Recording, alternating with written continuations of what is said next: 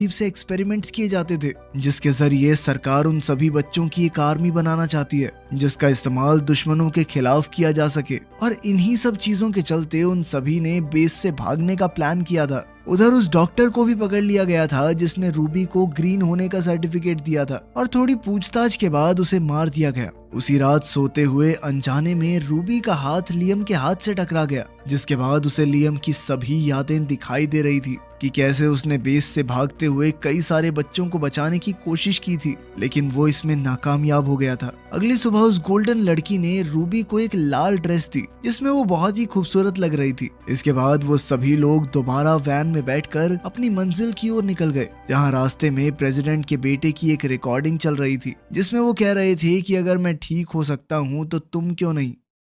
कुछ देर बाद ये लोग सामान खरीदने के लिए एक मॉल में रुके जो पूरी तरह से खाली था, और तभी अचानक कुछ और बच्चों ने इन पर हमला कर दिया, जिसके बाद गोल्डन बच्ची ने अपनी शक्तियों से उन सभी को रोक दिया। असल में वो सभी बच्चे भी बिल्कुल इनके जैसे ही थे और उनके पास भी कुछ जादुई शक्तियां थी, इसीलिए सभी बच्चों ने रात भर बैठकर ढेर सारी बातें की। इस दौरान लियम ने उस ऑरेंज लड़के का पता जानने की कोशिश की ताकि वो सभी जल्द से जल्द खुद को सुरक्षित कर सकें, पर उन बच्चों का कहना था कि कोई भी इंसान इतनी आसानी से वहां तक नहीं पहुंच सकता क्योंकि वो जगह बहुत खुफिया थी। पर तभी रूबी ने उस लड़के के दिमाग को काबू में करके उससे वो पता निकलवा लिया जो एक खास कोड था, जिसके बाद लियम का दोस्त और रूबी उस कोड का मतलब निकालने में लग गए। कुछ देर तक मेहनत करने के बाद जब उन्हें आखिरकार उस कोड का मतलब मिल गया तो वो सभी लोग बहुत खुश हुए। उस वक्त उसके बाकी सभी दोस्त भी वहां मौजूद थे और अब उन्हें समझ आ गया था कि रूबी ग्रीन नहीं बल्कि ऑरेंज थी, लेकिन रूबी को लग रहा था कि शायद उसके दोस्त अब उससे डरने लग जाएंगे, पर लियम के मुताबिक इसमें डरने वाली कोई बात थी नहीं।